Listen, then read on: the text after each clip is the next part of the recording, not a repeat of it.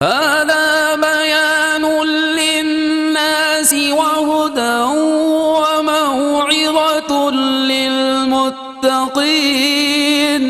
یہ قرآن لوگوں کے لیے واضح بیان ہے اور ہدایت ہے اور پرہیزگاروں کے لیے نصیحت ہے۔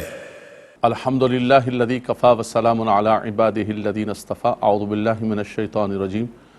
بسم اللہ الرحمن الرحیم۔ والضحیٰ واللیل اذا سجا ما ودعک ربک وما قلی وللآخرۃ خیر لک من الاولی وَلَسَوْفَ يُعْطِيكَ رَبُّكَ فَتَرْضَى أَلَمْ يَجِدْكَ يَتِيمًا فَآوَى وَوَجَدَكَ ضَالًّا فَهَدَى وَوَجَدَكَ عَائِلًا فَأَغْنَى فَأَمَّا الْيَتِيمَ فَلَا تَقْهَرْ وَأَمَّا السَّائِلَ فَلَا تَنْهَرْ وَأَمَّا بِنِعْمَةِ رَبِّكَ فَحَدِّثْ۔ صدق اللہ مولانا العظیم۔ اللہم صلی علی سیدنا مولانا محمد علی سیدنا مولانا محمد مبارک وسلم صلی علیہ۔ سورہ الضحیٰ، جسے سورہ والضحیٰ بھی کہا جاتا ہے، یہ مکی صورت ہے۔ اس صورت کے آغاز میں رب تبارک و تعالیٰ نے دو چیزوں کی قسم یاد فرمائی ہے۔ ہم نے پہلے بھی سورہ عصر کے اندر اور سورہ 3 کے اندر اس بات کی وضاحت کی تھی کہ انسان قسم ذکر کرتا ہے اپنی بات کو مؤکد کرنے کے لیے، سامنے والے پر اپنی بات کے ثبوت کے لیے اور اس پر جو ہے ثابت کرنے کے لیے انسان قسم یاد فرماتا ہے۔ لیکن رب تبارک و تعالیٰ کو قسم کی حاجت نہیں ہے، ساری اس کی مخلوق ہے، وہ ویسے ہی کسی بات کو فرما دے۔ لیکن رب تبارک و تعالیٰ اپنی مخلوقات میں سے کسی چیز کی قسم یاد فرماتا ہے، جیسے والعصر والتین والزیتون لا اقسم بہذا البلد۔ اسی طرح رب تبارک و تعالیٰ نے والشمس واللیل، اسی طرح رب تبارک و تعالیٰ نے آج کی صورت کے اندر سورہ الضحیٰ، جس کا پہلا لفظ ہے، رب تبارک و تعالیٰ نے دو چیزوں کی قسم یاد فرمائی، الضحیٰ اور اللیل۔ فرمایا والضحیٰ، واو قسمیہ ہے، فرمایا وقت چاشت کی قسم ہے۔ اس وقت چونکہ سورج کی شعاعیں بالکل عروج پر ہوتی ہیں، سورج نکلتا ہے اور سورج اپنی آب و تاب کے ساتھ جو ہے چمک رہا ہوتا ہے، نکل رہا ہوتا ہے، بڑا مبارک وقت ہوتا ہے۔ ویسے ہی فجر کا وقت ہی بڑا مبارک ہوتا ہے۔ قرآن نے کہا ان قرآن الفجر کان مشہودا، فجر کا وقت جو ہے یہ مشہود وقت ہے، مقبول وقت۔ اوقات سب رب تبارک و تعالیٰ کے ہیں، دن سب رب تعالیٰ کے، راتیں سب رب تعالیٰ کی، لیکن کچھ دن، کچھ رات اور کچھ اوقات وقت ایسے ہوتے ہیں، ٹائم ایسا ہوتا ہے کہ جس میں خصوصی اللہ کی رحمتیں نازل ہوتی ہیں، جیسے سحری کا وقت ہے، والمستغفرین بالاسحار، فجر کا وقت ہے۔ اسی طرح چاش کا وقت جو ہے، صلاۃ الضحیٰ بھی پڑھی جاتی ہے، نماز چاش بھی پڑھی جاتی ہے اس وقت میں۔ فرمایا والضحیٰ، وقت چاشت کی قسم ہے، واللیل اذا سجا، اور فرمایا کہ رات کی قسم ہے کہ جب اس کا اندھیرا پھیل جائے، اندھیرا چھا جائے، رات پوری چھا جائے، فرمایا اس کی قسم ہے۔ دن بھی اللہ تبارک و تعالیٰ کی نعمت ہے اور رات بھی اللہ تبارک و تعالیٰ کی رحمت۔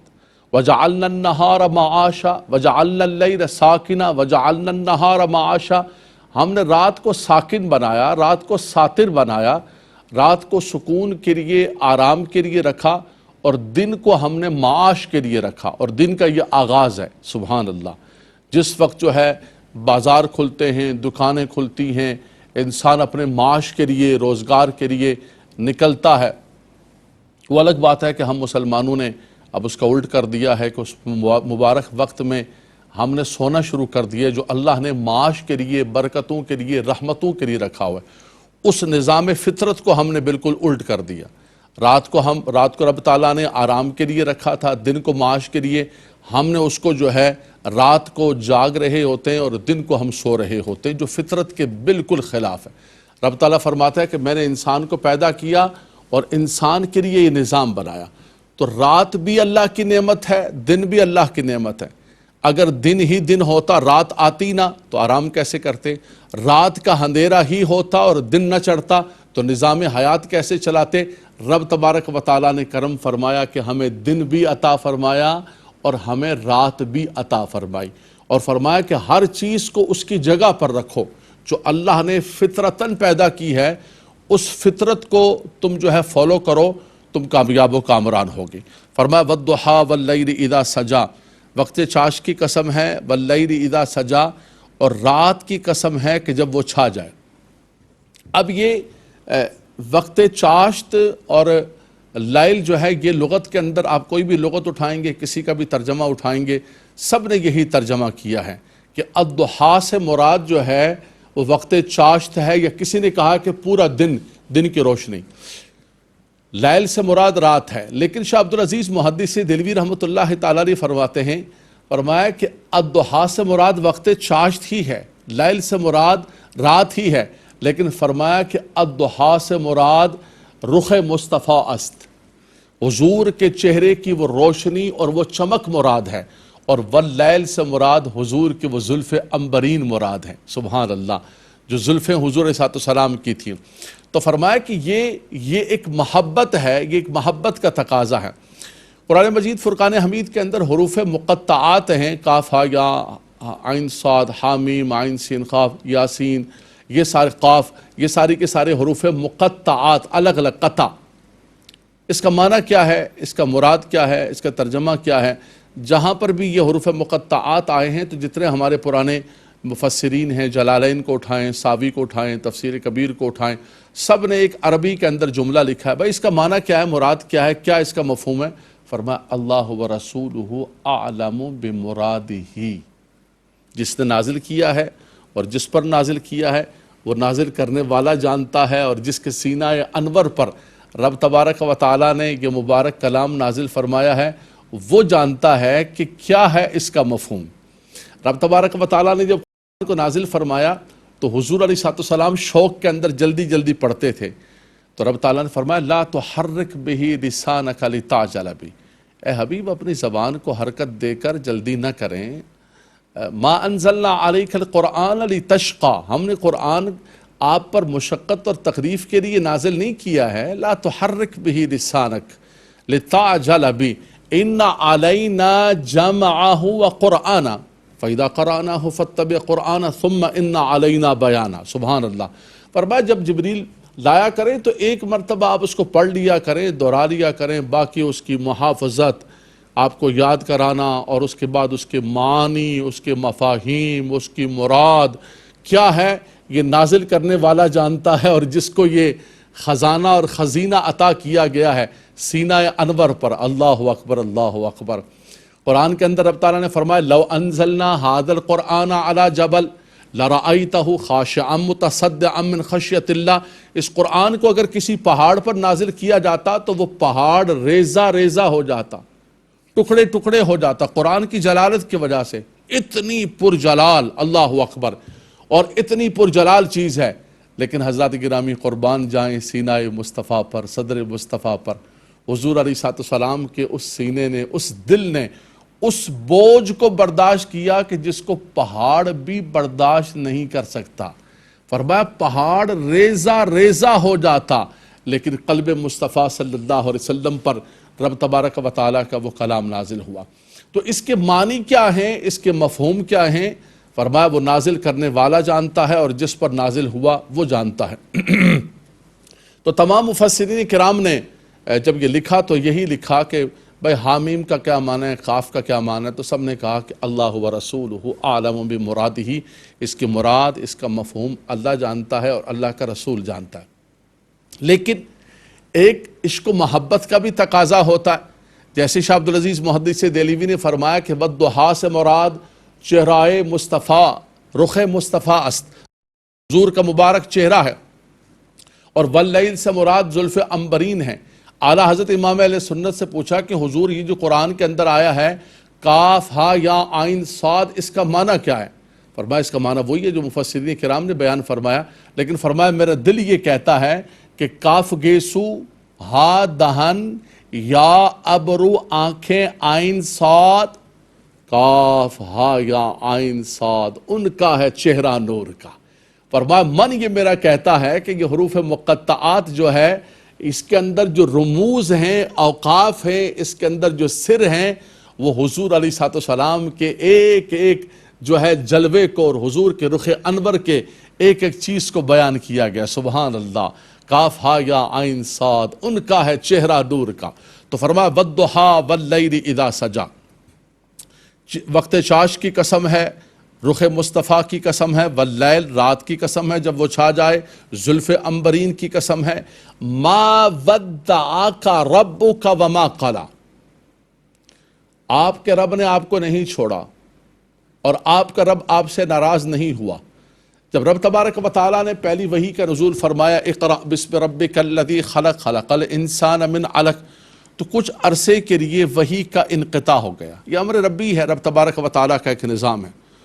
کفار مکہ نے جو ویسے ہی دشمن ہے، دشمن تو آپ کو پتہ ہے طاق میں بیٹھا ہوتا ہے، انتظار کر رہا ہوتا ہے کہ کوئی موقع ملے اور فوراً اس کے اوپر جو ہے نا کوئی فائر کر دے.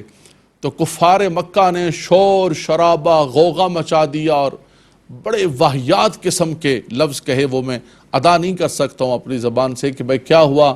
وہ جو محمد کہتے تھے کہ مجھ پر وحی آتی ہے تو فلاں ان پر آتا تھا. تو ایک عورت نے بھی بڑا شور مچایا، اس کا بھی ذکر کیا گیا ہے. تو حضور علیہ السلام بڑے رنجیدہ ہو گئے. اور حضور علیہ السلام ایک تو اللہ کے کلام کی وہ لذت، وہ چاشنی، وہ وحی، تو حضور علیہ السلام بڑے غمزدہ، بڑے رنجیدہ. تو رب تبارک و تعالیٰ نے جبریل علیہ السلام کو یہ آیات طیبات دے کر بھیجا اور پہلے قسمیں یاد فرمائی. فرمایا وقت چاش کی قسم ہے، رات کی قسم ہے، ما ودعک ربک وما قلی، اے حبیب آپ کے رب نے آپ کو نہ ہی چھوڑا ہے نہ ہی ناراض ہوا ہے. اللہ اکبر. فرمایا یہ جتنے شور کرنے والے، شور شرابہ کرنے والے، فرمایا آپ کو کیسے چھوڑ سکتا ہے، آپ سے کیسے ناراض ہو سکتا ہے. آپ پر تو آپ کے رب کے اتنے انعامات و اکرامات اور مہربانیاں ہیں جو آج تک نہ کسی پر ہوئی ہیں نہ کسی پر ہوں گی. قرآن میرے سامنے کھلا ہوا ہے.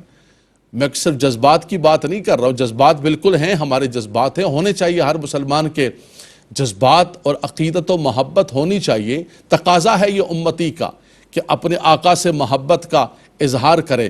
لیکن میرے سامنے قرآن کھلا ہوا ہے. فرمایا کیسے چھوڑ سکتا ہے. ما ودعک ربک وما قلی، آپ کے رب نے آپ کو نہ چھوڑا ہے نہ ناراض ہوا ہے، بلکہ وللآخرۃ خیر لک من الاولی، آپ کی ہر جو آنے والی گھڑی ہے، ساتھ ہے، وہ پچھلی گھڑی سے بہتر ہوگی. آپ کے درجے بلند ہوتے رہیں گے، آپ کے مقامات بلند ہوتے رہیں گے. ہر اعتبار سے اللہ تبارک و تعالی آج یہ آل مکہ آپ کو پریشان کر رہے ہیں، رنجیدہ کر رہے ہیں. ایک وقت وہ آئے گا یہی سارے آل مکہ آپ کے سامنے سر جھکائے ہوئے ہوں گے اور آپ فاتح بن کر اس مکہ مکرمہ کے اندر داخل ہوں گے. اذا جاء نصر اللہ والفتح ورأیت الناس يدخلون فی دین اللہ افواجا انا فتحنا لک فتحا مبینا. فرمایا وہ مبارک وقت آنے والا ہے، وہ مبارک آج شیب ابی طالب کے اندر، گھاٹی کے اندر محصور کیا ہوا ہے. کھانا پینا بند، خاندان کو پریشان، آپ کے ساتھیوں کو شہید کر رہے ہیں، ظلم کا بازار گرم کیا ہوا ہے. لیکن فرمایا وللآخرۃ خیر لک من الاولی، یہ گھڑی ہمیشہ ایسی نہیں رہے گی. جیسے دن رات بدلتا رہتا ہے، تلک الایام نداولها بین الناس، ہم لوگوں کے درمیان دنوں کو بدلتے رہتے ہیں. کبھی کے دن بڑھے، کبھی کی راتیں بڑھی، کبھی دن آتا ہے کبھی راتیں آتی ہیں. ہمیشہ نہ رات رہتی ہے، ہمیشہ نہ دن رہتا ہے.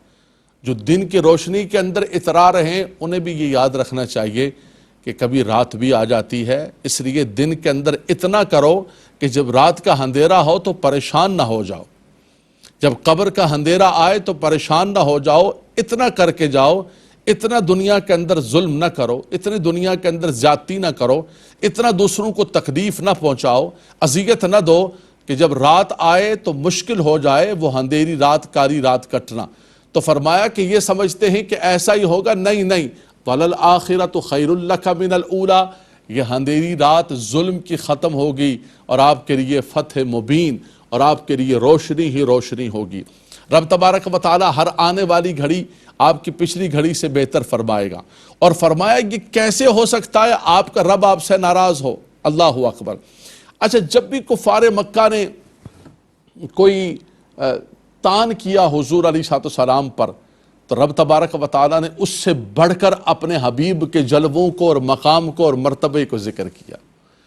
نعوذ باللہ من ذالک آپ کے لیے بڑا غلط قسم کا ایک لفظ استعمال کیا، کہا کہ یہ تو مجنون ہیں۔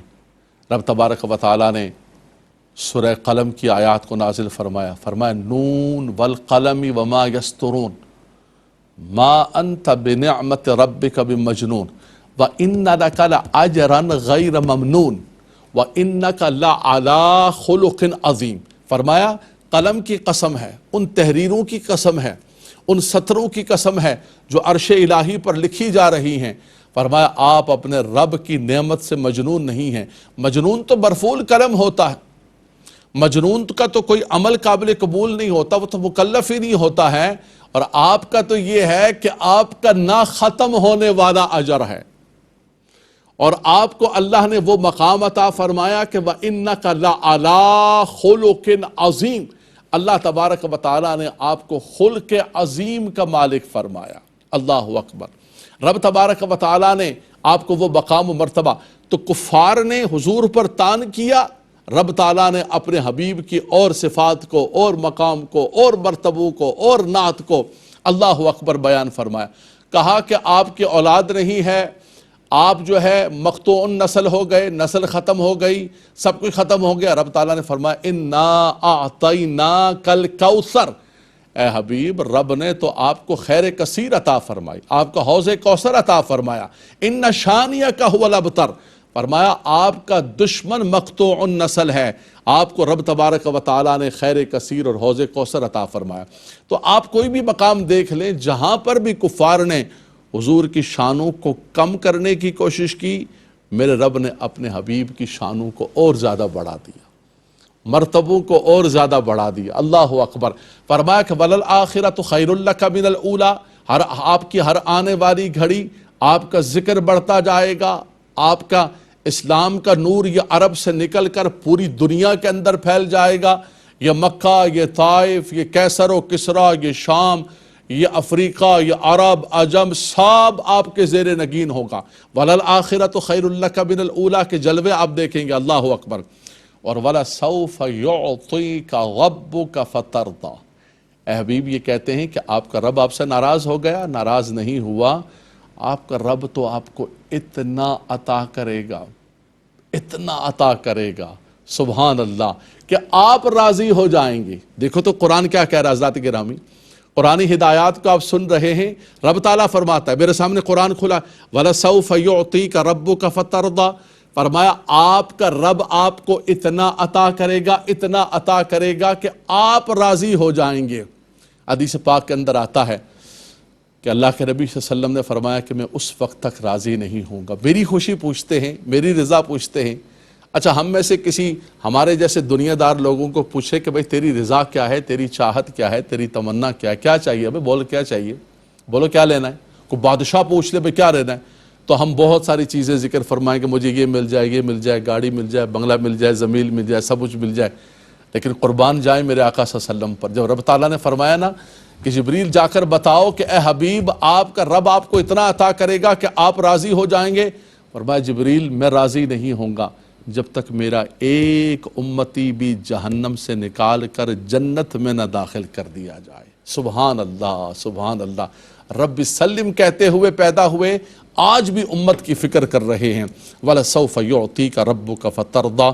اللہ تبارک و تعالی حضور علیہ الصلوۃ والسلام کی برکت رحمت عطا فرمائے۔ هذا بيان للناس وهدى وموعظة للمتقين، یہ قرآن لوگوں کے لیے واضح بیان ہے اور ہدایت ہے اور پرہیزگاروں کے لیے نصیحت ہے۔